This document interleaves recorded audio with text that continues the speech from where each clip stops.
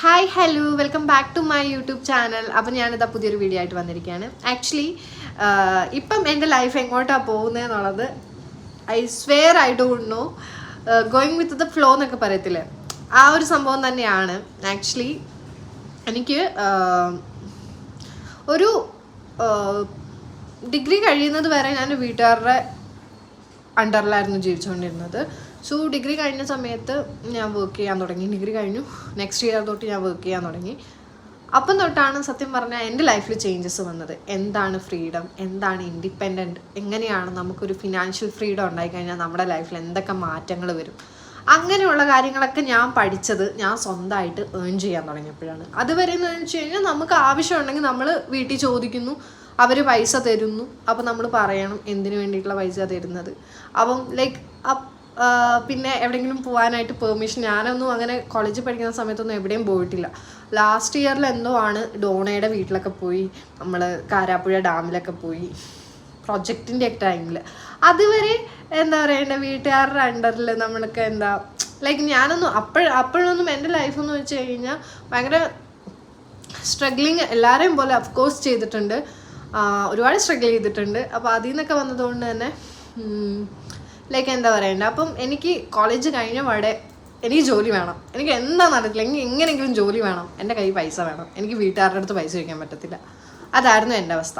So അപ്പോൾ എല്ലാവരും എൻ്റെ അടുത്ത് പറഞ്ഞു പി എസ് സിക്ക് പോകും, അല്ലെങ്കിൽ പി എസ് സി ക്ലാസ്സിന് പോകും, അല്ലെങ്കിൽ വേറെ എന്തെങ്കിലും കോഴ്സ് ചെയ്യും, പഠിക്കുക എന്നൊക്കെ പറഞ്ഞു. പക്ഷേ എൻ്റെ അൾട്ടിമേറ്റ് എയിം എന്ന് പറയുന്നത് എൻ്റെ കയ്യിൽ പൈസ വേണം, എനിക്ക് ആരുടെ അടുത്തും പൈസ ചോദിക്കാൻ പറ്റത്തില്ല. അതായിരുന്നു എൻ്റെ ഒരു പ്രശ്നം. സോ നെക്സ്റ്റ് ഇയർ തന്നെ ഞാൻ വർക്ക് ചെയ്യാൻ തുടങ്ങി. പിന്നെ ഞാൻ അവിടെ നാട്ടിൽ ഒരു വർഷം വർക്ക് ചെയ്തതിന് ശേഷം നെക്സ്റ്റ് ഇയർ ആകുമ്പോഴത്തേനും ബാംഗ്ലൂർക്ക് വന്നു. ആ സമയത്തൊക്കെ എന്ന് വെച്ച് കഴിഞ്ഞാൽ ഞാൻ ഇളയ കൊച്ചായതുകൊണ്ട് തന്നെ എൻ്റെ വീട്ടുകാർ നല്ല രീതിക്ക് എന്നെ ലാളിച്ചൊക്കെ വഷളാക്കി വെച്ചിട്ടുണ്ട്. സോ എനിക്ക് സ്വന്തമായിട്ടൊരു കാര്യം ചെയ്യാൻ അറിയത്തില്ല. എൻ്റെ എന്താ പറയണ്ടത്, എൻ്റെ ഡ്രസ്സ് വരെ അലക്കി തിന്നുകൊണ്ടിരുന്നത് എൻ്റെ അമ്മയായിരുന്നു, ഐ സ്വെയർ. അപ്പം ലൈക്ക് അങ്ങനെയായിരുന്നു വളർത്തിയത്. നമുക്ക് എന്ത് ആവശ്യമുണ്ടെങ്കിലും കയ്യിൽ കൊണ്ടുത്തരും. ചിലപ്പോൾ ഭാര്യയൊക്കെ തന്ന് കഴിപ്പിക്കുകയൊക്കെ ചെയ്യും കേട്ടോ ഫുഡ്. അമ്മ ഭയങ്കര തീറ്റയുടെ കാര്യത്തിൽ ഉണ്ടല്ലോ, ഇരുത്തി എന്നെ വെറുപ്പിക്കുമായിരുന്നു തിന്നാൻ വേണ്ടിയിട്ട്. പുറകെ നടക്കും, എനിക്ക് ഭയങ്കര ഇറിറ്റേഷൻ. എനിക്ക് അതൊക്കെ കണ്ടിട്ട് എനിക്ക് സത്യം പറഞ്ഞാൽ സ്നേഹം കൂടിയിട്ടുള്ള ഒരു ഇറിറ്റേഷൻ ഉണ്ടല്ലോ. ഞാനതൊക്കെ അങ്ങനെയൊക്കെയായിരുന്നു. എനിക്ക് വീട്ടിൽ നിന്ന് എങ്ങനെയും ഒന്ന് രക്ഷപ്പെടണം എന്നതായിരുന്നു എൻ്റെ മൈൻഡ് സെറ്റിൽ. സോ അങ്ങനെയാണ് ഞാൻ ഡിഗ്രി കഴിഞ്ഞു. അപ്പം ഡിഗ്രിക്ക് ആക്ച്വലി കോളേജ് ലൈഫ് എനിക്ക് പുറത്തൊക്കെ പോയി പഠിക്കാനായിരുന്നു ആഗ്രഹം. ഞാൻ ഒരു 4 ദിവസം ഞാൻ പട്ടിണി കിടന്നു, കരഞ്ഞു. അച്ഛൻ്റെ അടുത്ത് നിന്ന് ആദ്യമായിട്ടും അവസാനമായിട്ട് എനിക്ക് അടി കിട്ടി അതിനാന്ന് തോന്നുന്നു. ലൈക്ക് എനിക്ക് നല്ലത് കിട്ടിയെന്ന് പറഞ്ഞാൽ നല്ലത് കിട്ടി. 4ാമത്തെ ദിവസം ഫുഡ് കഴിക്കാഞ്ഞിട്ട്, 4ാമത്തെ ദിവസമാണ് 3ാമത്തെ ദിവസമാണെന്ന് എനിക്ക് ഓർമ്മയില്ല. ഞാൻ വാശി പിടിച്ചു. എനിക്ക് ആ സമയത്ത് അഡ്മിഷൻ കിട്ടിയത് ഗുരുവായൂരപ്പൻ കോളേജിലായിരുന്നു, കാലിക്കറ്റ്. അപ്പം എനിക്ക് വീട്ടിൽ നിന്ന് മാറി നിൽക്കാം. അപ്പം ഹോസ്റ്റൽ ലൈഫ് ആ സമയത്ത് നമ്മൾ മൂവീസ് സിനിമാസൊക്കെ ഇൻസ്പയർഡ് ആയിട്ട് എനിക്ക് ഹോസ്റ്റൽ ലൈഫ് വേണം, എനിക്ക് എൻജോയ് ചെയ്യണം, അതൊക്കെയായിരുന്നു എൻ്റെ മൈൻഡിൽ. ഞാനിങ്ങനെ 2 ദിവസം ഞാൻ പട്ടിണി കിടന്നു, കരഞ്ഞു നോക്കി, ഒരു രക്ഷയില്ല, വിടുന്നില്ല. 3ാമത്തെ ദിവസം ഇത് തന്നെ സാധനം, ലൈക്ക് ഒരു തുള്ളി വെള്ളം പോലും കുടിച്ചിട്ടില്ല. എന്നിട്ട് എൻ്റെ അച്ഛമ്മയൊക്കെ വന്നിരുന്ന് കരയും എൻ്റെ അടുത്ത്, മോളെ എന്തേലും കഴിക്കും, മോളെ നീ കഴിക്കാതെ ഞാൻ എങ്ങനെ കഴിക്കും. പക്ഷേ ആ സമയത്തൊക്കെ ലൈക്ക് എനിക്ക് എൻ്റെ വാശിയായിരുന്നു, എനിക്ക് ഭയങ്കര വാശിയായിരുന്നു കേട്ടോ. എന്നിട്ട് പിന്നെ എന്ത് ചെയ്തു, അത് കഴിഞ്ഞു കേട്ടോ. അങ്ങനെ ആ സമയത്ത് എന്നിട്ട് പിറ്റേ ദിവസം എൻ്റെ ചേട്ടൻ, എൻ്റെ ഒരു കസിൻ ബ്രദറുണ്ട്, പുള്ളിക്കാരൻ എഞ്ചിത്തേട്ടനൊക്കെ വന്നിട്ട് എൻ്റെ അടുത്ത് കഴിക്കുക, ഞാൻ കൊണ്ടുപോകാൻ നിന്നെ എന്നൊക്കെ പറഞ്ഞ് എന്നെ സമാധാനിപ്പിച്ച് എനിക്ക് ഫുഡൊക്കെ തന്നു. അതിന് മുന്നേ അച്ഛൻ എന്നെ അടിച്ചെന്ന് വെച്ച് കഴിഞ്ഞാൽ എനിക്ക് പീരീഡ്സും കൂടെ ആയിട്ടിരിക്കുന്ന സമയം തോന്നുന്നു. എന്നിട്ട് പുള്ളിക്കാരൻ എൻ്റെ അടുത്ത് പറഞ്ഞു, ആ വാശി എന്ന് പറഞ്ഞു കഴിഞ്ഞാൽ മാരക വാശി, എനിക്ക് വേണ്ടെന്ന് പറഞ്ഞാൽ എനിക്ക് വേണ്ട, അതായിരുന്നു. ലൈക്ക് ഇപ്പം എനിക്ക് ആലോചിക്കുമ്പോൾ അതൊക്കെ ഫണ്ണി ആയിട്ട് തോന്നുന്നുണ്ട്. ആ സമയത്തൊക്കെ പക്ഷെ ഭയങ്കര ഫ്രസ്ട്രേറ്റഡ് ആയിരുന്നു കേട്ടോ, ഗിൽറ്റി ആയിരുന്നു. എനിക്ക് പുറത്ത് പോയി പഠിക്കണം, എൻ്റെ ആഗ്രഹം അച്ഛൻ മുളയില്ലെന്നുള്ളി. എന്നിട്ട് ഞാൻ തീരുമാനിച്ചതാണ് ലൈക്ക് നല്ലത് കിട്ടിക്കഴിഞ്ഞു. പിന്നെ അച്ഛമ്മ വന്ന് തന്നെ കുറേ കെട്ടിപ്പിടിച്ചൊക്കെ കരഞ്ഞ് സമാധാനിപ്പിച്ച്. പിന്നെ രഞ്ജിത്തേട്ടൻ വന്നു എനിക്ക് ഫുഡൊക്കെ എടുത്ത് തന്നിട്ട് പറഞ്ഞു, അച്ഛമ്മ എനിക്ക് ഫുഡ് കൊണ്ട് തന്നിട്ട് വാരി തന്നിട്ട് പറഞ്ഞു കഴിക്കി. എന്നിട്ട് രഞ്ജിത്തേട്ടൻ പറഞ്ഞു ഞാൻ നിന്നെ കൊണ്ടുപോകാമെന്നൊക്കെ പറഞ്ഞു. അങ്ങനെ പിന്നെ എന്നെ പറ്റിച്ചു, എന്നെ കൊണ്ടുപോയില്ല. എന്നിട്ട് പിന്നെ ഞാൻ എന്ത് ചെയ്തു, പിന്നെയാണ് ഞാൻ അയ്യച്ചാടി പോകുന്നത്, മിനങ്ങാടി. സോ നമ്മളവിടെ പഠിക്കുകയാണ്. അത് ഒരു സ്കൂൾ കൈൻഡ് ഓഫ് ലൈഫ് തന്നെ.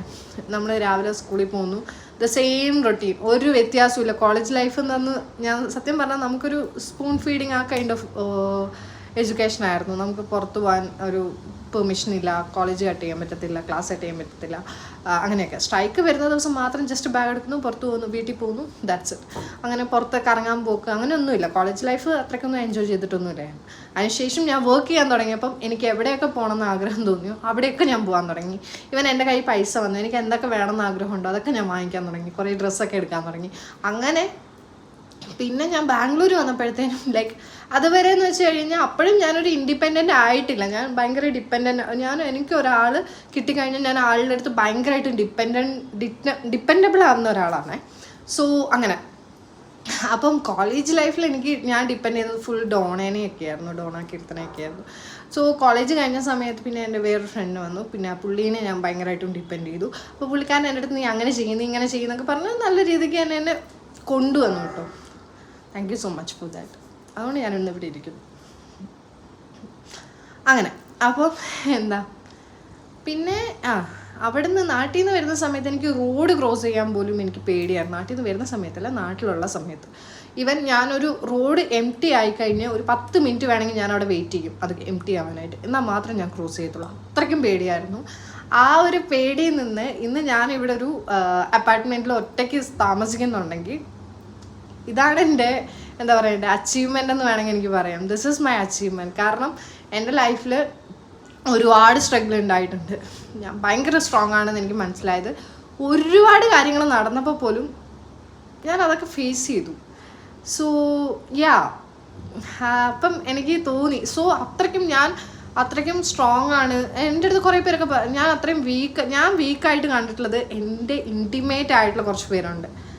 അവരുടെ അടുത്ത് ഞാൻ ഭയങ്കര വീക്ക്. അവരെന്തെങ്കിലും പറഞ്ഞു കഴിഞ്ഞാൽ അപ്പം എൻ്റെ കണ്ണിൽ നിന്ന് വെള്ളം വരും, കരയാൻ തുടങ്ങും.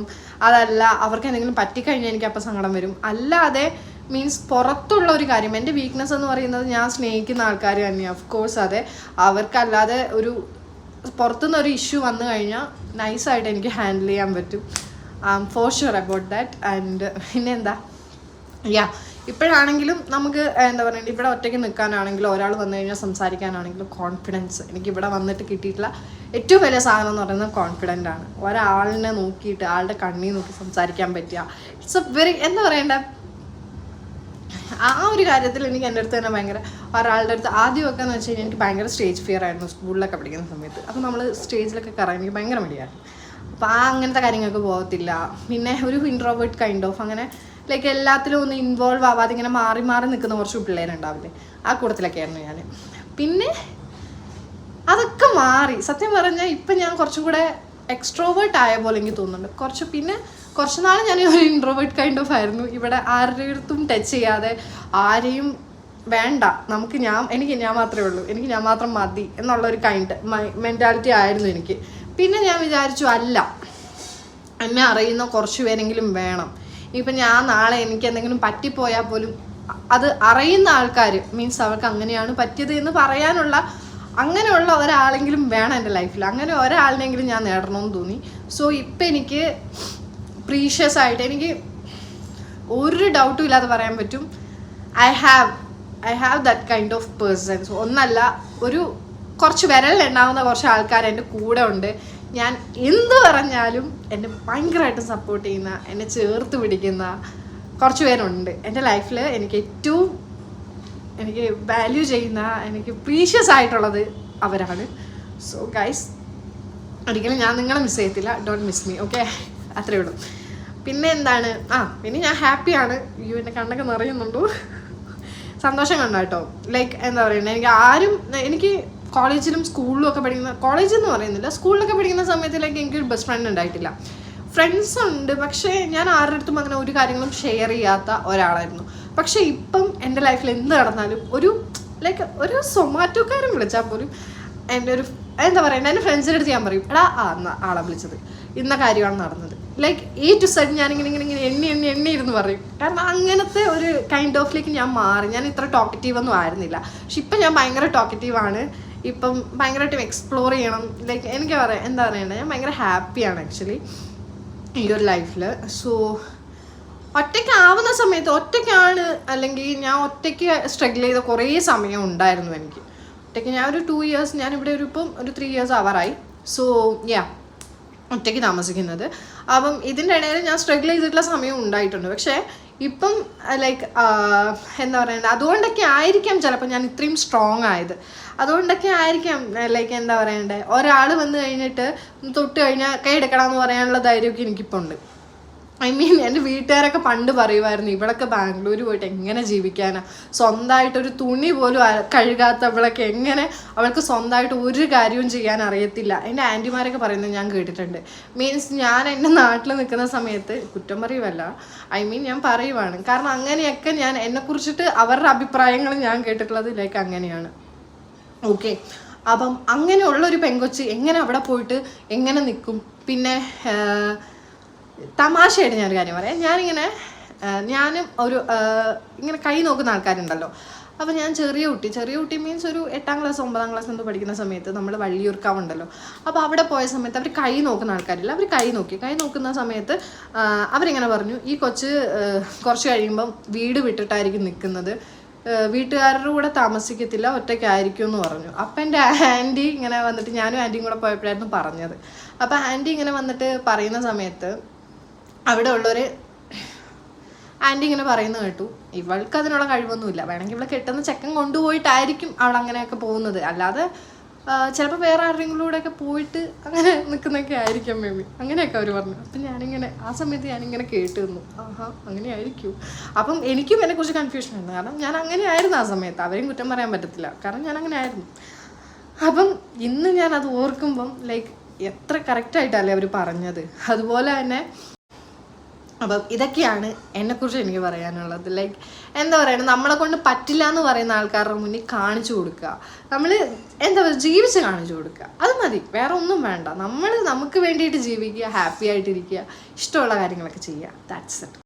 അപ്പം ഗൈസ്, അപ്പം ഇത്രയൊക്കെയാണ് എന്നെക്കുറിച്ച് എനിക്കിപ്പോൾ പറയാനായിട്ടുള്ളത്.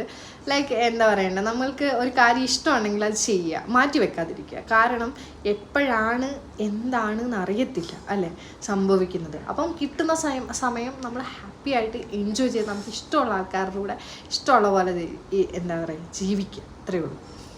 അതിൻ്റെ കൂട്ടത്തിൽ നമ്മുടെ ഫാമിലീനെയും കൂടെ ഇൻവോൾവ് ചെയ്ത് അവരെയും കൂടെ ഹാപ്പി ആക്കുക എന്നുണ്ടെങ്കിൽ ലൈഫ് സെറ്റാണ്. ഈ കുറേ പൈസയൊന്നുമല്ല ലൈഫിൽ വേണ്ടത്, കുറച്ച് സമാധാനം. രാത്രി കിടന്നുറങ്ങുമ്പോൾ ഒരു ടെൻഷനും ഇല്ലാതെ കിടന്നുറങ്ങാൻ പറ്റുവാണെങ്കിൽ നിങ്ങളാണ് റിച്ച്.